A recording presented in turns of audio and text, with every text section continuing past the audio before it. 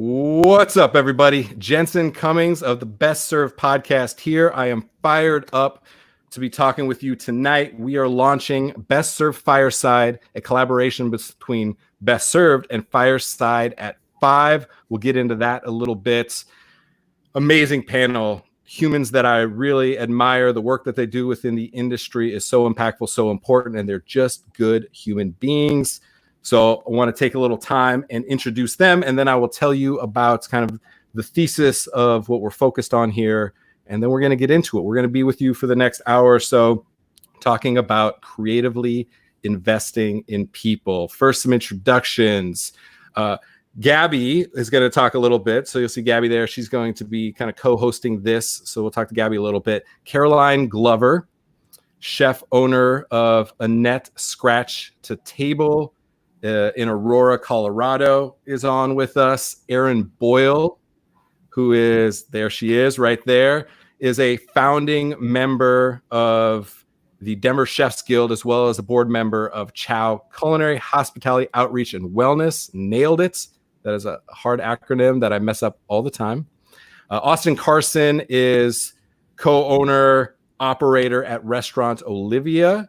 And Bryant Doolin is founder of Kibeho, which is a technology company focusing on reinventing the investment in people, which I love, through kind of the hiring app model. So we'll talk about that a little bit. Thank you all for being on. Thank you, everybody, for watching. Please, throughout, give us some comments, questions. I'll try to interweave them into the conversation as we go. We want to bring the most value to you. If you're on Facebook, we're on multiple Facebook pages and YouTube. I really appreciate you guys taking some time this evening with us. So this is based on a 5-part series that we're doing, Fireside 5. We'll talk about the other chats, but it's really focused on something called the Paragon Pillars. I've been working on this for a few years. The Paragon Pillars are a twofold approach to try and accomplish something that is really difficult in the industry. I have a vision and a hope and an idea that we can create a model for this industry that allows the opportunity for 65-year-old line cooks to be retiring from their line cook position of 35 years, the gold watch and the pension and all that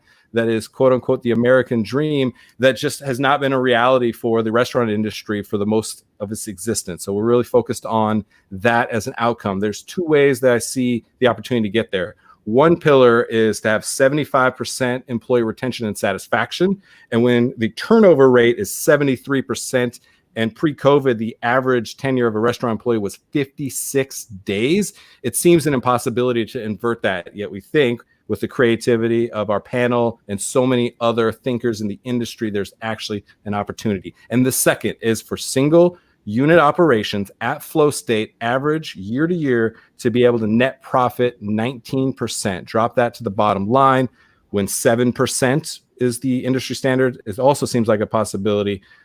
Yet creating stakeholders at every level of the 100+ line items in a budget, you can actually find a way that everybody is investing in the restaurant model. And we see how important the restaurants are to the culture with any given community and absolutely the economy. The model of the malls being the center of commerce of years past, of generations past, is no longer the case. Restaurants now are the driver of commerce. They are the anchor tenants, and we feel there's an opportunity for them to be invested in, just like other businesses have in retail, in hospitality in the past. All right, it's my soapbox. So, Gabby, if you can tell us very quickly a little bit about Fireside 5 and the work that you're doing and why it was important for us to collaborate.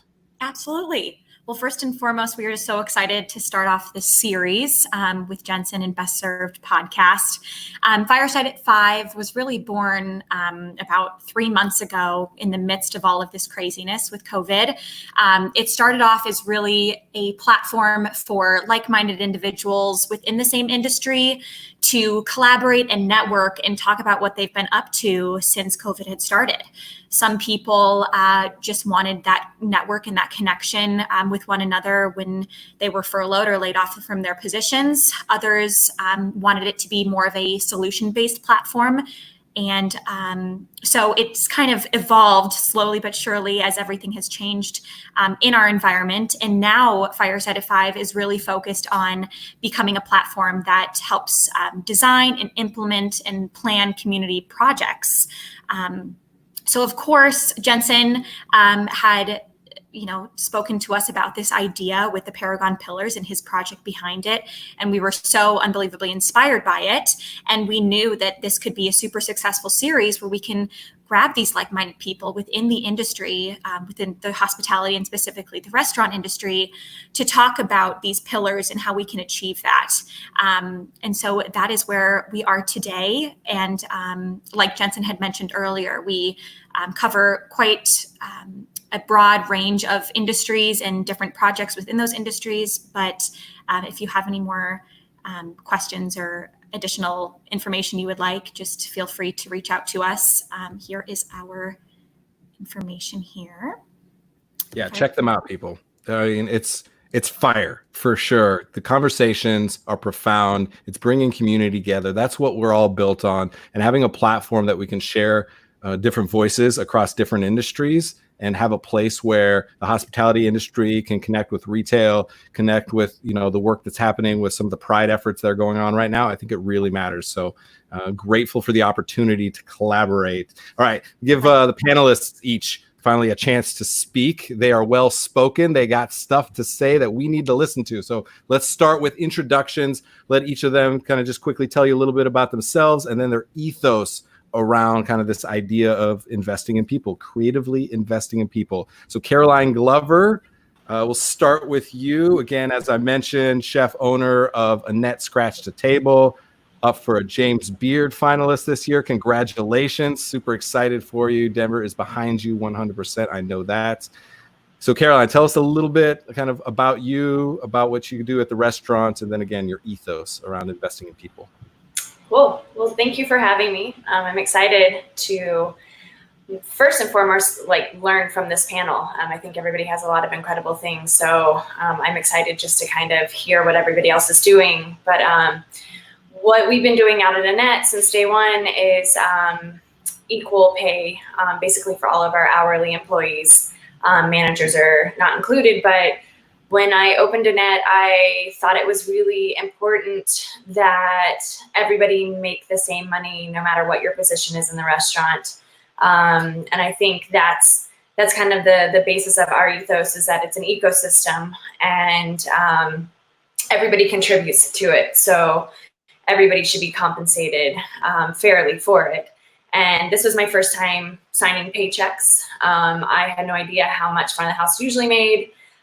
So once I saw, how much we were bringing in tips, it just solidified why we were doing it the way we were doing it. And, I've gotten some criticism from some employees saying that I have a back of the house style restaurant. But I think that we have a fair restaurant, and that's kind of been the goal since day one. I want my cooks to be able to have one job and work 40 hours a week and make a living wage. I want my dishwashers to, I want my host to, I want my bartender, my bar backs, all that. So, I think that's kind of the whole idea behind what we're doing, is that every single piece of the restaurant, every moving part matters, and every single part of it is equal. And so people should be compensated for that. Love it. All right. For you, Aaron Boyle, again, founding member of Denver Chefs Guild, as well as on the board for Chow. For you, tell people a little bit kind of about you and the ethos that you have around investing in people. Hi, guys. Yeah, so thanks for having me on. And I am involved with the Denver Chefs Guild, and we're very new. We don't actually know what we are yet. We're still trying to figure out what the chefs in the community need and kind of unify around that and help them get it. So whether it's PPE or a living wage, and again, we don't know how we're going to do that. We just are right now interested in soaking it all in and then trying to brainstorm with employers and other folks in the industry and figure out how we can get people what they need. I'm also involved with Chow, Culinary, Hospitality, Outreach, and Wellness. And that group is focused on mental health. And what we're really trying to do is make sure that everyone knows where to find help. So we have meetings on Mondays at 6 p.m. We're also going to try to work on some other programming. But the idea is, if you are feeling like, man, nobody knows what I'm going through, jump on a chow call and you'll hear that your story is reflected in just about everyone around you. And we're available to make connections to help you find affordable mental health care. Yeah, I'll co-sign with that, having joined the group before. It very much felt very natural. It felt like after dinner service camaraderie without the blacking out part of it. Like, it very much still felt like that community that we thrive in hospitality, without, any added pressures. It was really cool. So I co-sign with that. The for shift sure. drink. Yes, shift drink, 100%. Yeah, I mean, yeah. So, and it's open for anything. Like, if you have anxiety, depression, addiction, whatever it is, and it is very chill. And you should not be nervous about jumping in on a call. It's there's a lot of still fart jokes because we're kitchen people. Kitchen people, 100%. Restaurant people, the best, the worst, all of it. And so, Austin, for you, Austin Carson, again, co-owner, operator at Restaurant Olivia. You guys crushing it right now. I mean, what was it? Best new restaurant, best chef, best glasses. You're like on fire right now, my friend. I appreciate that. Yeah, it's been, we opened on January 14th, and it's been a fun ride so far, for sure. And I think I'm excited to be here and talk about all these things. It's very apropos. These are all conversations that we have daily. And to Caroline's point, there are 3 owners in our group, myself, my wife, who are both front of the house people, and then our chef. So we have, I guess, a sort of skewed front of the house perspective, but we're absolutely aligned with everything that she said, and we've moved towards hospitality included, which has garnered a good bit of criticism. And that's something that we're still trying to work through, but we're trying to brainstorm in a way, both internally and then collectively with other industry professionals, that allows us to attract people that want to view what we do as a profession, because that's the way we've always viewed it, and provide people with meaningful work, interesting challenges, and a balanced life. And it's tricky for sure, but that's kind of why we exist. You said hospitality included, basically gratuity included. Pushback internally with potential or current employees, or with guests, or both? Actually, our staff has been great.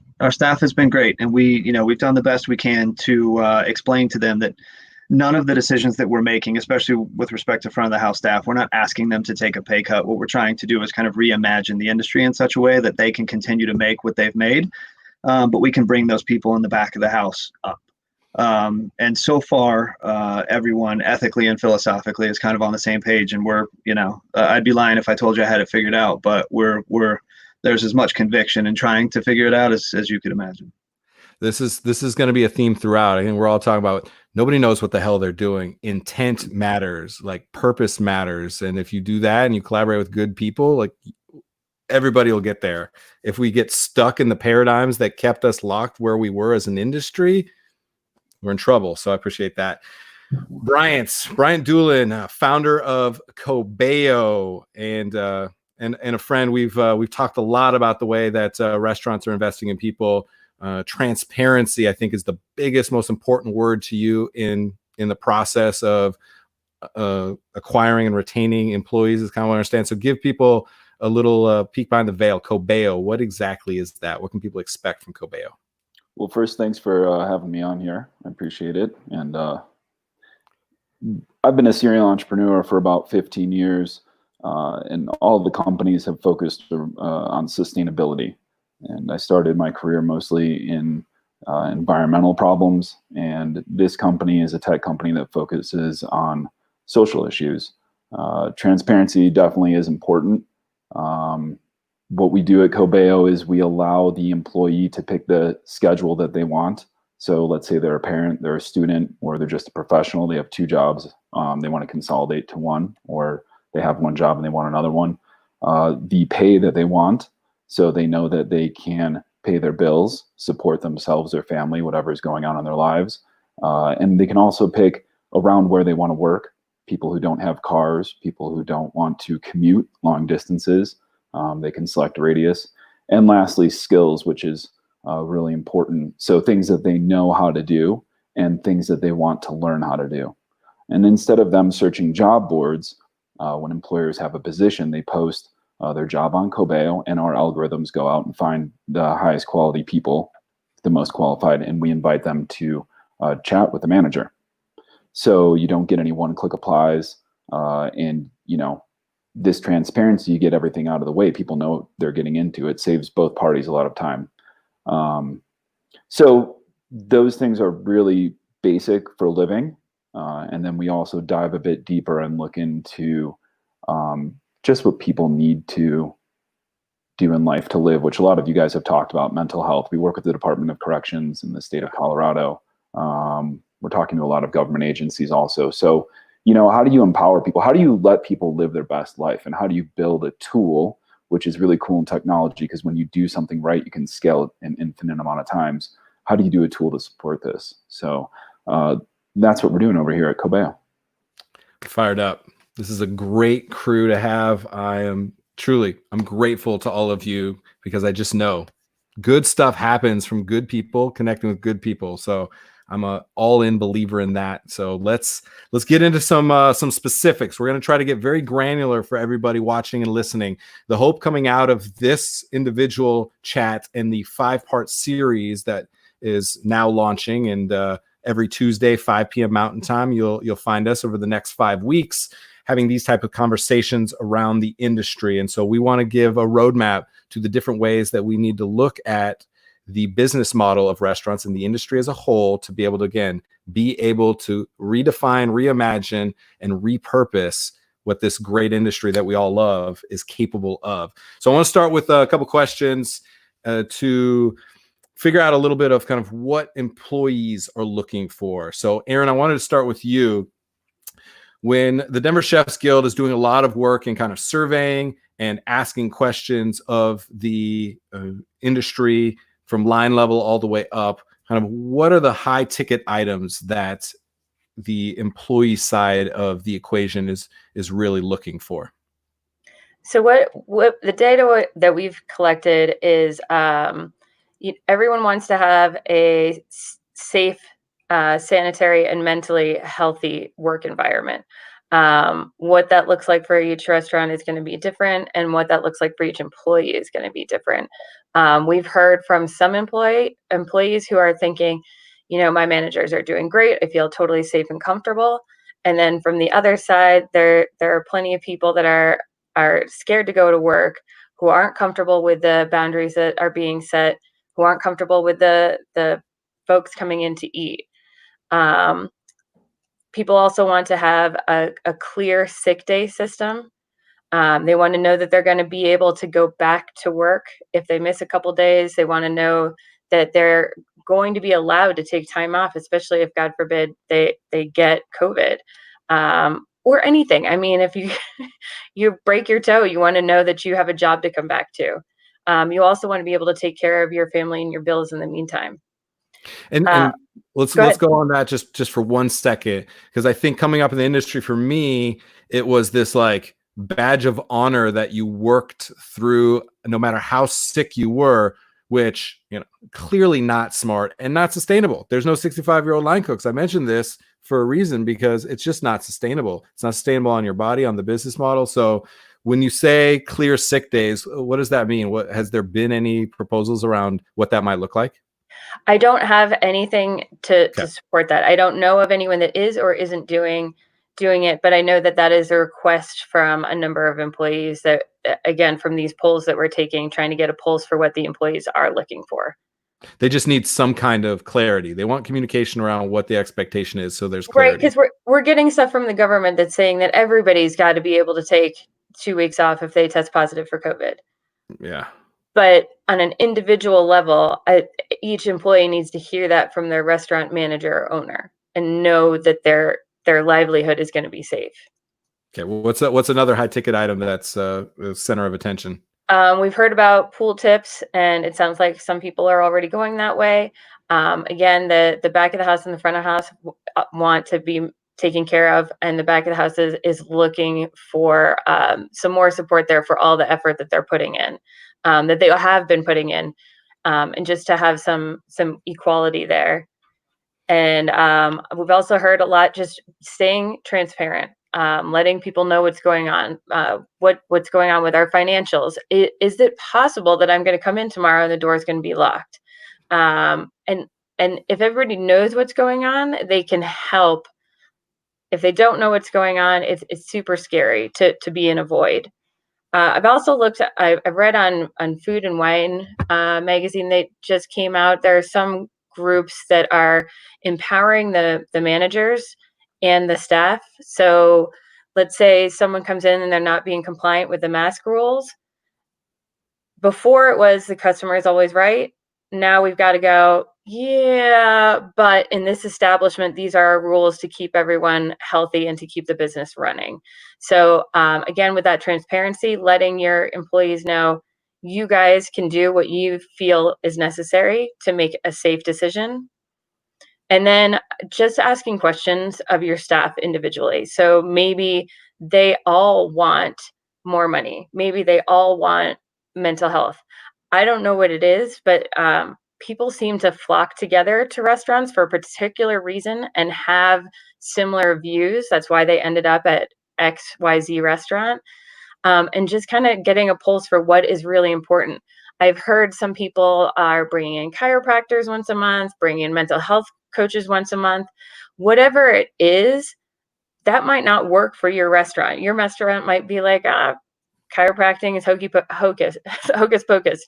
What we really need is that mental health piece, or what we really need is to be bonused out if we meet our numbers, whatever it is, but just being willing to listen to your employees. Yeah, it's a great time to interject. One of the drill downs within the pillar of kind of the 75% employee retention satisfaction is focused on who it is that we serve internally. And so the 4 places of potential investment that we see when it comes to human capital are wages, benefits, culture, and education. And for restaurants to consider a model where in any given period, be it Q1 through Q4, you are making an investment into that system, then you allow the communication. And look, the punchline is always going to be communication. Let me just tell you, everything is about communication. And so if then you're able to say, every quarter we invest an additional $5,000, arbitrary number, into that system, you then engage your team and say, where do you guys want this money to go? Recognizing, and you create transparency, wages, the average for a restaurant is whatever I pay you, I'm budgeting 1.5 of that based on payroll, taxes, and workman's comp, and the potential for unemployment. So if I'm paying somebody $50,000, I'm budgeting 75. So knowing that that money will play that way. If you want benefits and you want to go from half of your insurance to full insurance, if you want the chiropractor, if you want your sommelier license or a butchery class, your team could invest in that. So I'm throwing that in there. Bryant, let's talk to you a little bit.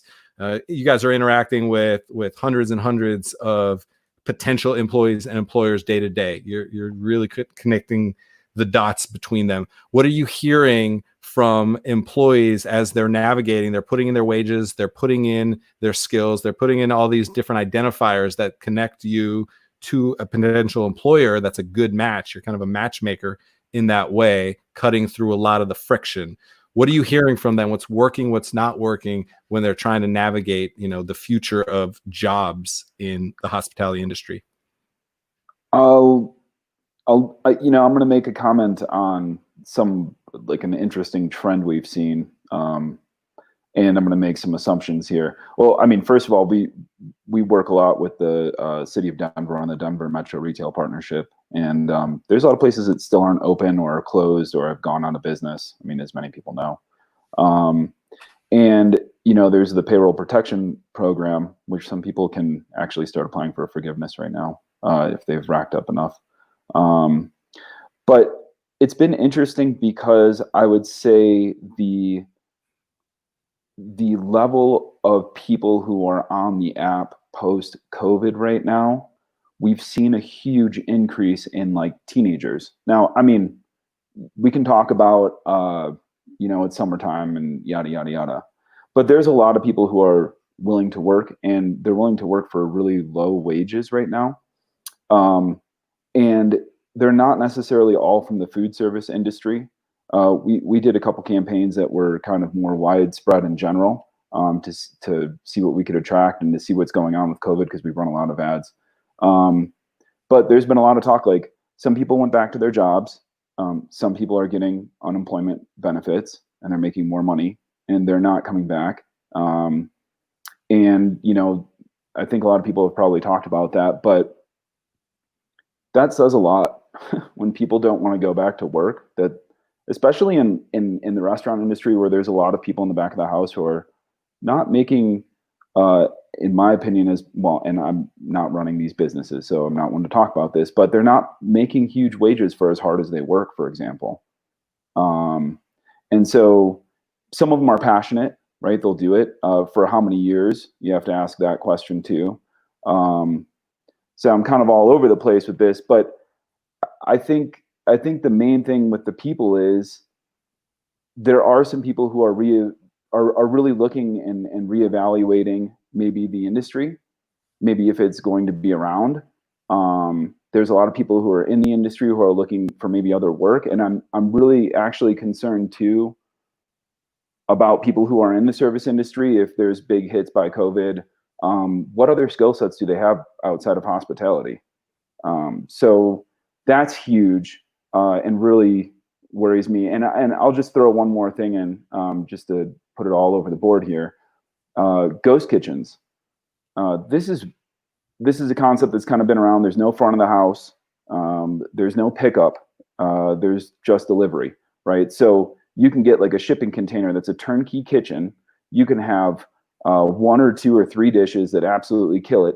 You put it up on the delivery apps, and you just go in your kitchen and crush it. And you know what? If you can get financing to do that, you can kind of maybe break free from working for somebody else. You can scale. I was talking to somebody who does like mac and cheese. They had like one of these things. They're up to like 200 of them right now, just selling mac and cheese. So I think everything's shifting. I think people. Brian, do you think the vulnerability then is potentially the most talented people who are at the top of the line level or junior management that aren't necessarily going to become co-owners of restaurants are no longer going to stay in the restaurant model because there's an opportunity for them to go and sell their mac and cheese, and that will diminish the talent pool that's going into the restaurant industry? Is that the vulnerability that you're seeing? I think that's definitely a possibility. I mean, what I've really seen is there was a shortage of employees for the restaurant industry, and not everybody's come back, right? Because they're on unemployment and some people are worried about COVID, right? I mean, should be. But the restaurant industry has literally reversed itself, where there used to be discrimination against hiring older people. But then when we had like, 3.5% or whatever, super low employment in the United States, people started wanting to hire older people again. But now it's like flipped on its head. So you have a lot of the quick service restaurants that are definitely still in business and they have pickup, drive-through, whatever. They're able to suppress wages and suppress benefits and whatever. And they're in the turnover model again. And why do they do this? Why don't they do sustainable models? Because it's not easy and every business is different. And if it was easy and they're making money, then they would do it. I think fine dining, we're in Colorado, so what's going to happen in the winter? But I think businesses and employees are really reevaluating what's going on. And I think it's starting to set in. I think it was kind of, but it's now like, we're going to live with this thing and like what's going on. So a lot of interesting things happening. A lot of businesses are entrepreneurs and the owners are just diehard entrepreneurs. It's one of the hardest industry to succeed in. And a lot of interesting things are coming around right now, but there's also a lot of unknowns. All right, Caroline, Austin, we're going to talk about kind of the restaurant side. I'd like to maybe take Caroline, you're focused on pay, and then Austin, I'm very interested in the tipping model as including gratuity in 2 of the things that I think are very interesting. For you, Caroline, when you're thinking about the industry past and what you're trying to disrupt, what were some of the things that you're really focused on, You mentioned at a high level that, you know, you potentially are like more cook friendly. What was it? What was the inequity that was clearly there? And how do you see that being bridged currently as far as like what people are getting paid? Like what are people taking home in that model?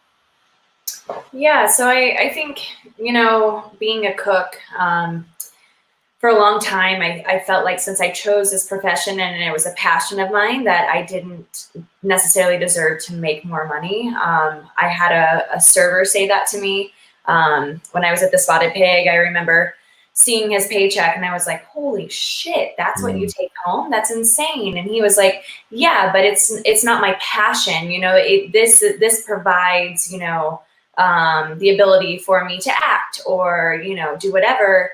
And I was 20, 21, something like that. And I was kind of like, oh yeah, you know, like since I am passionate about this and I love what I'm doing, this makes sense. I should make this little of money, which is crazy. I just felt like that was my mentality for a really long time.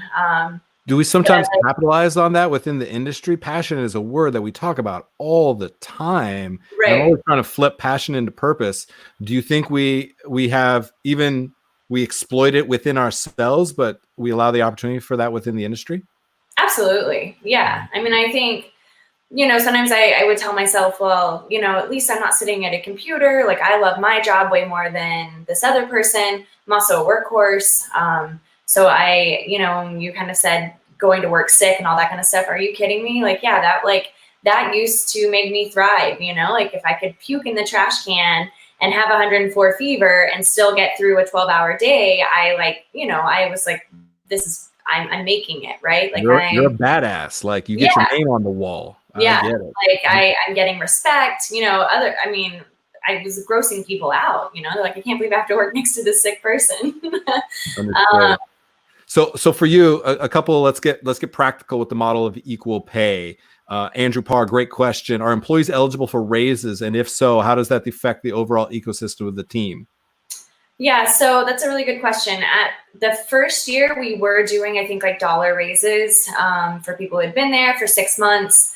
The way we do it legally is we pay untipped minimum wage. And in Colorado, I think we're up to $12.30 now. And so when that got implemented, because we go up, I think $1 every year or whatever, until we get to a certain number, I can't remember. And so when that started, those increases started being implemented, we did not do that. I would say everybody takes home on the low end, $28 an hour, on the higher end, $36 an hour. So seeing that, I felt like everybody was making a really fair living wage based on untipped minimum wage and tips. But we have started adding health insurance, covering 50% after you've been with us for more than 6 months.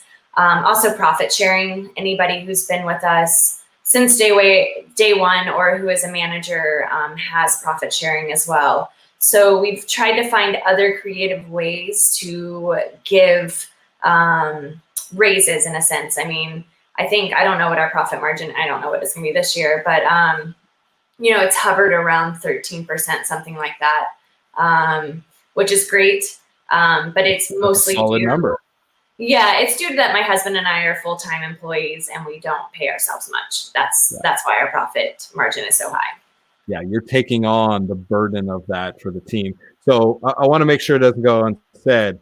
We're still trying to pay dishwashers and line cooks, prep cooks, 12, 13, 14, up to $15 an hour. So when you're talking about $28 an hour, it's a completely different economic position for somebody who's in the kitchen. I want to make sure that is crystal clear to people. And it's taken a lot to get there. I want to get to a couple more things on that. Austin, for you, you got to get to go last on this. So specifically on tips included, and then kind of where you at with the systems that you're implementing, the challenges that you've seen, any of the things that everyone else has addressed that you guys have had to take on head on, kind of dig into a couple things for us.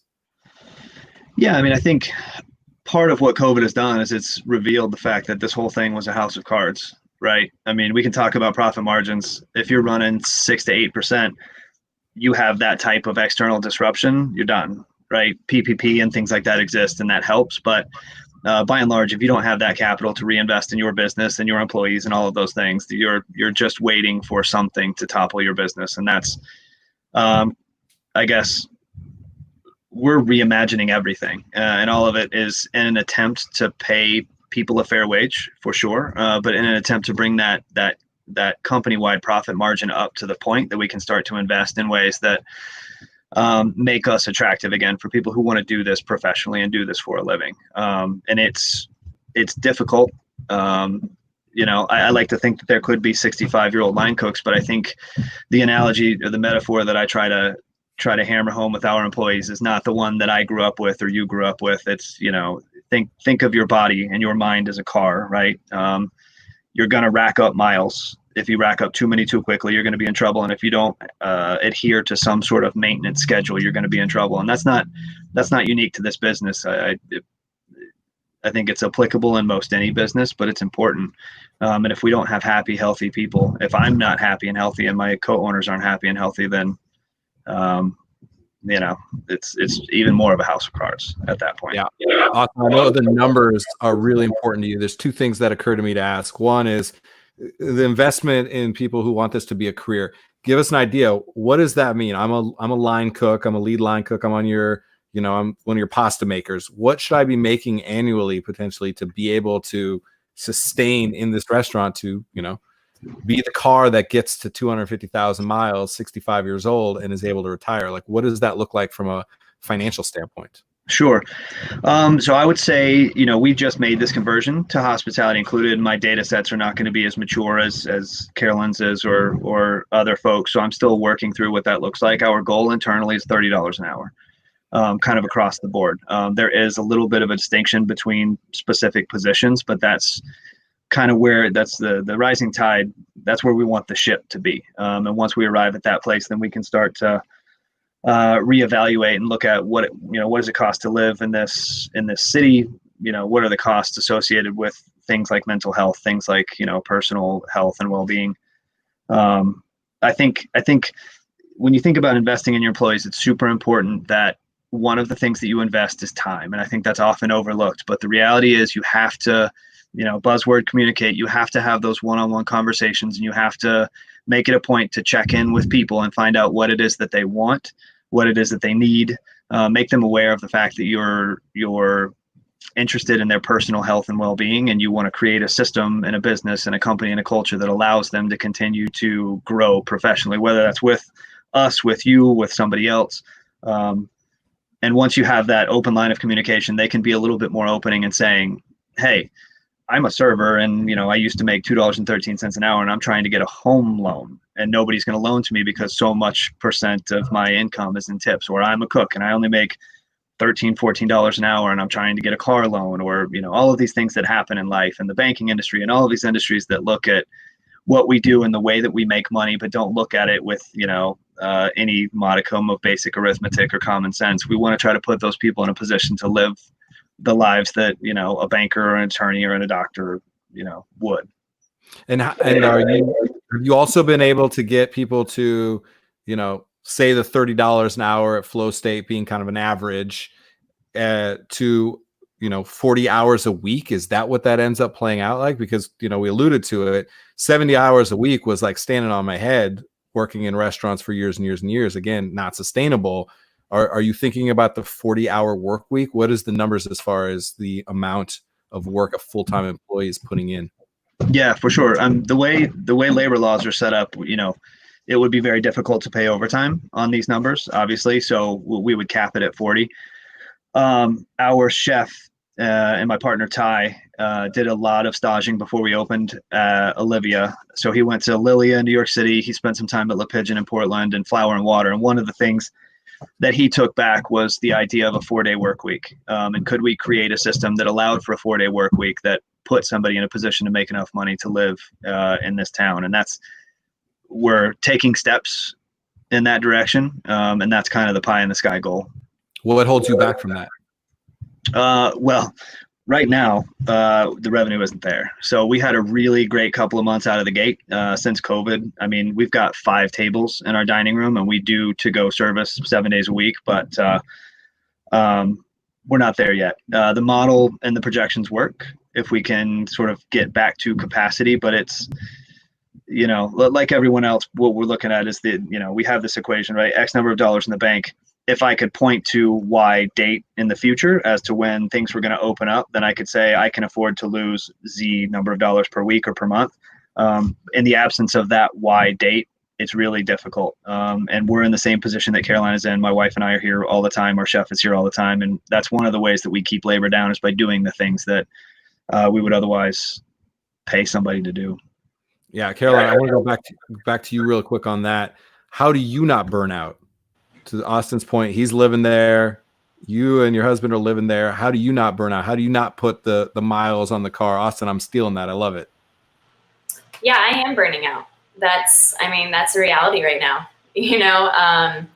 I think it took us 3.5 years to go to a place where I got 2 days off in a row, and Nelson as well. And seriously, the second we got there, COVID hit. So, I think we've just gotten thrown back in, and that is a conversation we're having a lot, trying to figure out how do we not burn out? My head is muddled with everything because we just took 4 days off, and we've just had so many conversations with so many people discussing how do their models work. I was talking to my friend Akira, who owns Combi in LA, and I'm like, what are your hours? How much are you working? How are you getting there? Are you not burning out? And so it's just been a lot of conversations, but currently, I think at this rate, and I know that COVID is playing a huge part in it, I don't see us going for 5-10 more years, and that's just a reality. So I do acupuncture, I do all these things, but also my mentality and the way I have kind of trained myself is to work myself to the bone. I think right now I'm just working really hard on not doing that to everybody else, because I do that. I expect that of people. And so I feel like I'm just trying to retrain the way I think. And but right now, financially, it's what I have to do. Understood. Aaron, want to bounce over to you. We're thinking about, you have some focus on kind of aggregating information around what's needed from the employees. You also then are talking about mental health. Let's get into a couple things that you see for, you personally or anybody else. We've just touched on acupuncture. You mentioned chiropractor. Give us some of the other items that people are looking at as a way to create community and culture within the four walls of the restaurant that maybe were not the way that we went about things as we came up, again, throwing up in the trash can or working 70 hours or being sick as a dog and saying this is a badge of honor. What are some of the other things that are kind of diffusing that past mentality that we had? Even, it was probably 9-10 years ago now when I was at Root Down, we were starting to do things that were good for us, like having yoga breaks between brunch and dinner. But I think things like that, like maybe doing a restaurant run club or getting together outside of the restaurant, and instead of blowing off steam by drinking a 30-pack, maybe you're, I don't know, just talking about how the night went and how your feelings are and why what the stress is.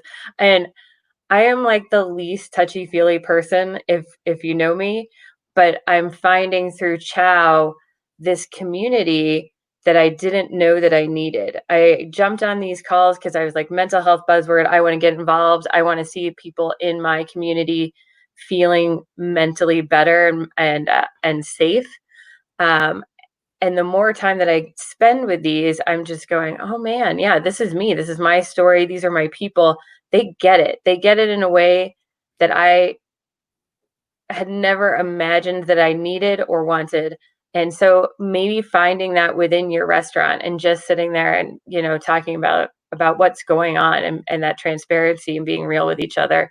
How do we invest in those soft skills? Because again, we're an industry built on like tough guy, tough gal mentality. Like there needs to be some unlock. What is that for you to be able to actually have the conversation where it's not, our ability to produce is based on the number of plates we put out, all of these different distinctions of what make us a badass in a restaurant, the amount of tips we're taking out, what percentage we have, like the number of plates that we put out, whatever those numbers are. When you're talking about some of the more soft skills or the more interpersonal things that create the longevity, like what does that unlock? What is the conversation that we can have within the industry to make that shit cool and viable versus something that's, it's not for us. It's not touchy-feely. I hear you. And if I knew the answer to that, I think everybody would need less help because they'd already be at the first step. Let's go the other way. What are a couple huge questions you're asking that you think are important that we can actually get to a conversation that leads to an answer? Because I don't think anybody has any of the answers. We're just all grasping in the dark at this point. I think the biggest hurdle is getting over the ego, right? Is getting past the fact that, like, we are all amazing at what we do. We know that. Awesome. Or we wouldn't be here in the restaurant. You wouldn't be the chef or the line cook or the rock star. But putting that aside for a second and listening to other people and listening to yourself, to your inner voice go, I need something else. This is not sustainable. I hope that makes sense. But I think that's truly the biggest hurdle, is saying, I need something else. Maybe I need help. Maybe I need one to of the be things heard. that I want to get to, Aaron, and you and I are going to keep talking about this. This is the first of many. Is how do we take the mentality and the approach that we had in the kitchen and flip it on its head? When I think about our ability in the dining room, Austin can speak to this all day long. Their hospitality there is like next level. They're gamers.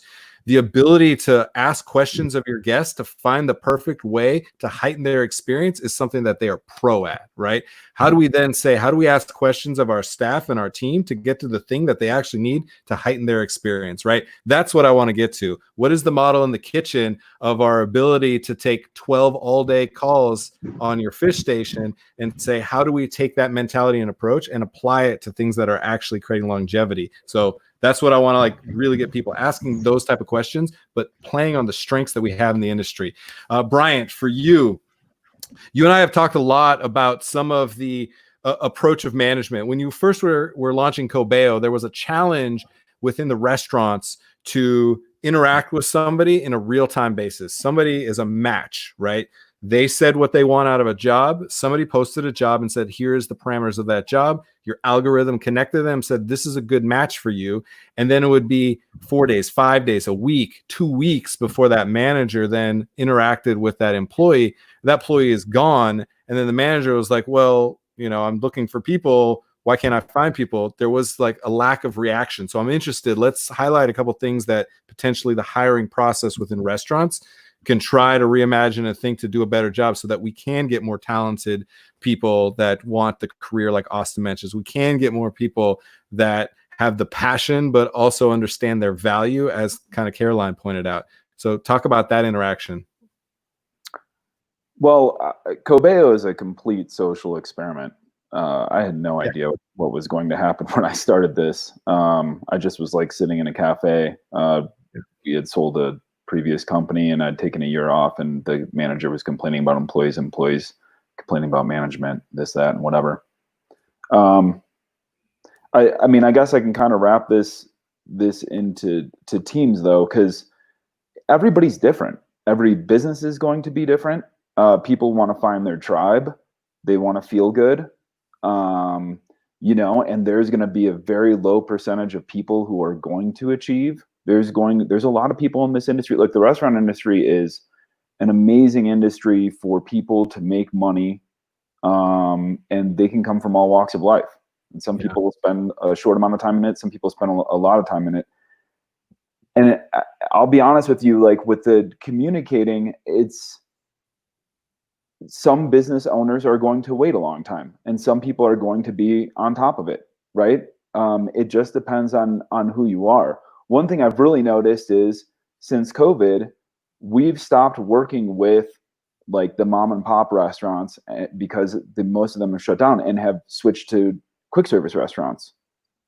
And when we built Kibeho, the job seeker gets an invite, and there's a timer. They only have a certain amount of time before they can respond.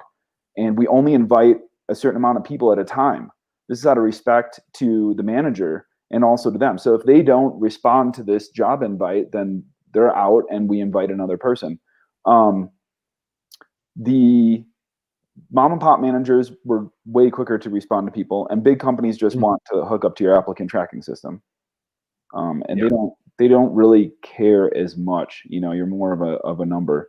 Brian, what I really felt from our first interactions and the way that you were positioning it and the challenge, and I saw this and we've seen it again and again in the industry, is that there is a buyer seller's almost real estate mentality where it's like, they need this job. Like, they're lucky that I respond when I respond. It's just this mentality of like, the employee is lucky that I'm offering them a job versus the inverse of that, saying, I'm lucky that people are willing to invest their passion and create a career, within this industry. So have you seen any shift in the approach because you are putting pressure on a vulnerability that's been in the industry for ever, since I've been in it for 20 years?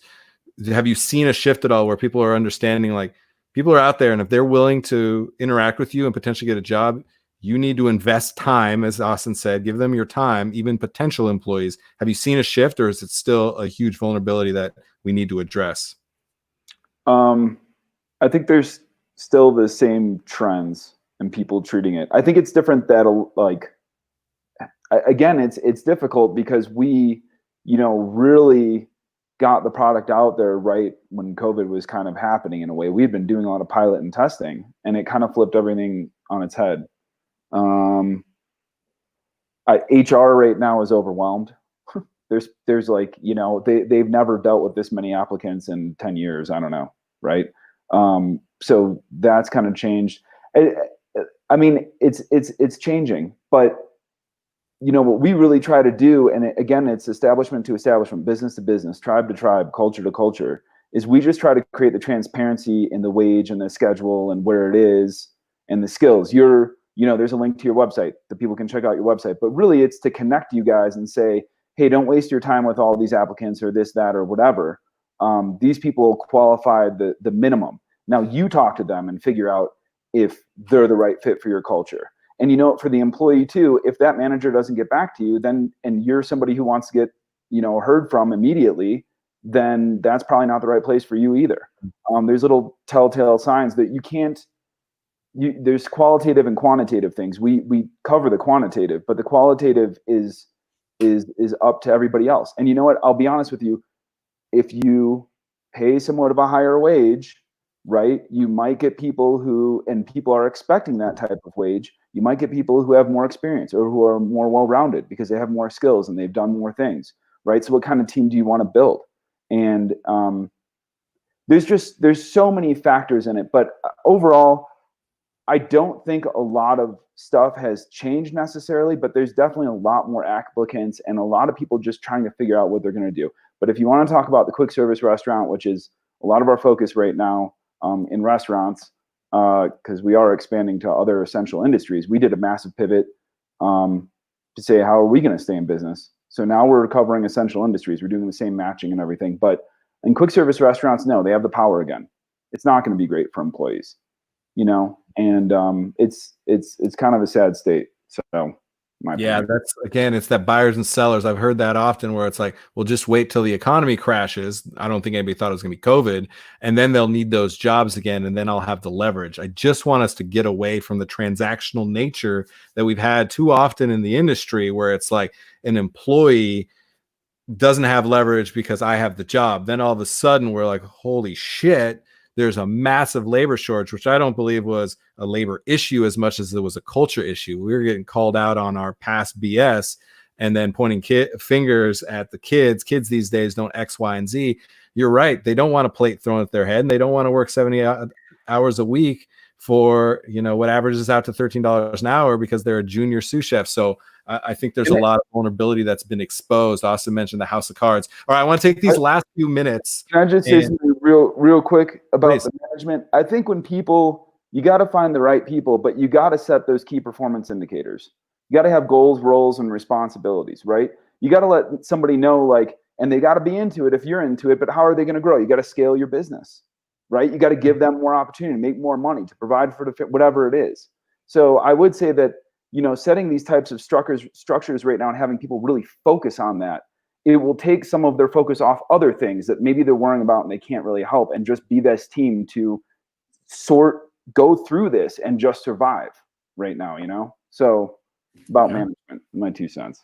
It's true. Makes sense to me. All right, I want to take these past few minutes because, again, so the long process. We're not going to solve the industry in a 1-hour chat. We're going to lay down some groundwork. We're going to get people thinking a little bit differently. We're going to create some resources. We're going to all of a sudden have some opportunities to further the conversations around the things that matter, which is people. Again, the punchline, communication, and people. It's always humans, everybody. It is always down to humans. If it's not what goes on the plate, it's who gets it to the plate is going to be the new mantra of the way we think about the industry. I truly, truly believe that. So I want to throw a couple other things out there. Anything that any of you have read an article on, seen, anything, I just want to get 3, 4, 5, 12 things that people can think about that we can follow up on. So Caroline, anything else top of mind for you? Any other systems? I introduced you to Irene Lee at Maymay in Boston, who's, had that huge article in Eater where she basically broke down her entire financial model. And I know that's an interesting thing that you and I have bantered about a little bit. Any other stuff that you're hoping to learn a little bit about that you're working on? Any companies out there doing stuff that you're interested in? Just, we don't got to go deep, just a couple bullet points. Anything on your mind? Yeah, I think you said exactly what has been on my mind. We've talked about transparency so much at the restaurant, but we can be so much more transparent in different ways. And I love what she's doing, bringing in every single employee down to the dishwasher, showing them the books, them seeing, how much chemicals cost and can they make deals with the chemical company, with the dishwashing company. I think that's huge. And I am so intrigued by that, by giving more responsibility to the employees to try to make a better profit margin. And so I feel like that to me, I'm laser focused on how do we get to that next step? Because transparency has always been a big part of our business model, but we can be so much more transparent. And I'm learning that right now. Yeah, I want to find some other companies. She worked with Rethink Restaurants based out in Boston that's doing some interesting stuff around the open book management process. So, anybody watching this, anybody who connects with this, we want more people working and rethinking the model of the way that we account, the way that we manage operating budgets for sure. Austin, a couple things on your mind, anything you've been thinking about, trying to get into, need a resource, any couple things that we can leave people with? Yeah, I don't know if it's necessarily a direct answer to your question, but I would implore people to be maybe just a little bit more patient and compassionate with restaurants who are trying to think outside the box, because this is really difficult. And I think there's a little bit more patience and compassion post-COVID. People were able to kind of bear witness to how much of a house of cards it is. And I think as we start to move to do things in different ways, I would ask that consumers have, like I said, a little bit more patience. What I'm doing is not sustainable. My wife and I have that conversation all the time. There's nobody in my business who would work for me for what I make. And I think one of the things that we haven't really touched on today that's important is the idea that, when you have a system that's built on tipping, to get back to that, and you have a server who makes X number of dollars, that server is de-incentivized to take a managerial role, right? Because you're going to take a pay cut. That's the way it's always been. We have to kind of recreate the system that allows for our most talented and passionate people to assume more responsibility, to be more of a face of our organization, and to do that in a way that allows, owners and managers to kind of peel back a little bit and work more sustainably. A couple places, again, I know that you're a whip when it comes to the numbers. Are there any places within the budget, within your P&L, that were traditionally assigned values, expected values within that you're trying to siphon a couple dollars to, again, reinvest in the career-minded individuals? Any couple places we could be thinking about our budget from your perspective? I think every budget needs to be torn apart. Every one of them, every cost margin that you've been grown up, like this needs to be 30, this needs to be 25, this needs to be 20. throw all of it away. And I think the way with us in particular, the way that we try to buy is kind of, I don't want to buy everything and push it into, net 20, net 30, net 60 days so that it's all basically dead on the back end. If I can pre-purchase things on better rates, great. If I can pay cash for things, if I can do things that kind of spread the debt load and allow me to reevaluate the way that I'm doing business, I'm absolutely going to do it. And there's not one single margin that I was taught being a manager over the course of 20 years that we haven't completely torn apart and then rebuilt. Love it. You and I are going to talk a lot more about that. Aaron, besides getting people into Denver Chefs Guild, if you are in the Denver metro area and Colorado in general, get on there. If you are anywhere in the country, get on to Chow. So 2 huge resources. Any other places your mind goes, as I know you're just so cerebral and thinking about the industry and always looking to find more conversations to be involved with, more people. Are there any places that you're looking to find some of kind of your inspiration for the things you're looking to deploy within those organizations? So kind of off topic, what I've been brought on here for is just, for a long, long time, the United States have been paying way too little for their food. So I think it's time for the entire country to understand and accept that we are now frontline. We are putting ourselves in danger, and we still love it. So in order to keep us in business, you're going to have to pay for that service. If you don't want to cook at home, you're going to have to pay a lot more than what we're looking at right now. And I don't know how to make that pill easier to go down, but I can't imagine that anyone is going to be able to get out of this without a major shift in mindset from everyone, not just you guys working hard in the restaurants, but from the entire community that we serve, to understand that we just can't keep doing what we were doing. It wasn't working before, and it is absolutely not working now. We spend less by percentage of income on food than any other developed nation in the world. So a really, really interesting fact. Investment in people within the industry also includes an investment on the other side of that equation within the food. So big believer on that. Brian, for you, any companies maybe that you've gotten to interact with kind of on the back end that you've seen some inner workings that you think might be something that, again, the mom and pa's were where you kind of built the business. They've struggled a little bit. And so you've had to pivot away from the focus of those independently owned restaurants. What are some of the quick service restaurants doing that the independently owned restaurants can kind of siphon some best practices from? A couple companies or specifics that we should be looking at? Yeah, I'll give you one out of Tampa. It's called Hive VOC. So like a beehive and Victor Octagon Cat. They have over 11,000 line items. They get a group of restaurateurs together. Let's say you want Comcast cable, which I guess you're not really doing dining service, but instead of you negotiating this one-off with Comcast, he'll get group prices for you, huge discounts. So I would definitely take a look and see. Jason is the founder. He's out of Tampa. I'd check that out. But the other thing is, I think, again, the ghost kitchens and Reef and you guys are talking about just ripping everything up and starting over. Yeah. I mean, how can you do things more efficiently? And how do you do the least amount possible to create a bunch of value? This isn't about making complex things. It's like finding out things that work, 1 or 2 things, and will sustain you as you continue to pivot. You guys are all entrepreneurs. It's just like a tech startup like I'm in. So the figuring these small things out and pivotings, I mean, with some of these turnkey, the ghost kitchens, maybe you have these things going in the wintertime. Maybe you have in the summertime, you have an outdoor patio that you rent. Maybe you got to change it up, which might be busier for you, but I don't know. It's all about cost cutting, streamlining, scaling right now, in my opinion. If you're not going to do that, I don't think you're going to be around. And fine dining, man, I mean, this is like, it's just unbelievable. I mean, it's like Kibeho. We had to pivot to essential industries because we don't even know if these guys are going to be around, And so I think there's really smart people out there. I think there's people who are going to come out on top. but I think there's going to be a lot of people who aren't. And I think that's just going to be our situation going forward until this is figured out, which could be many years, right? So check out I think for savings. Becoming more dynamic in your offerings. You know, we talked about it before, Austin.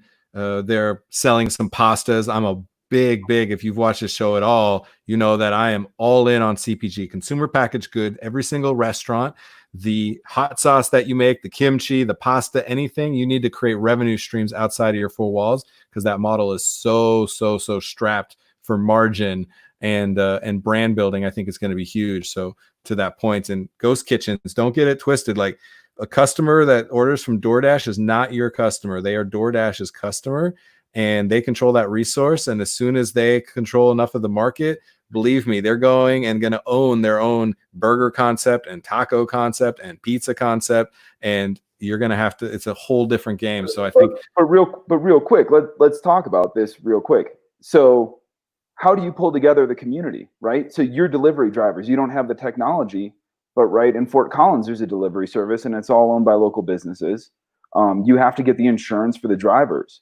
But how do you scale? How do you come together? Because if you guys do it together and you're working together, then you got your delivery service. If you're making certain recipes that other restaurants are buying, or you're selling stuff like flour, for example, that somebody wants to bake at home because now people are at home more, right? How do you change this model up? How do you come together and connect to help each other? Because you're only going to do it at scale, really. I mean, it's I can't really see another way of surviving on your own.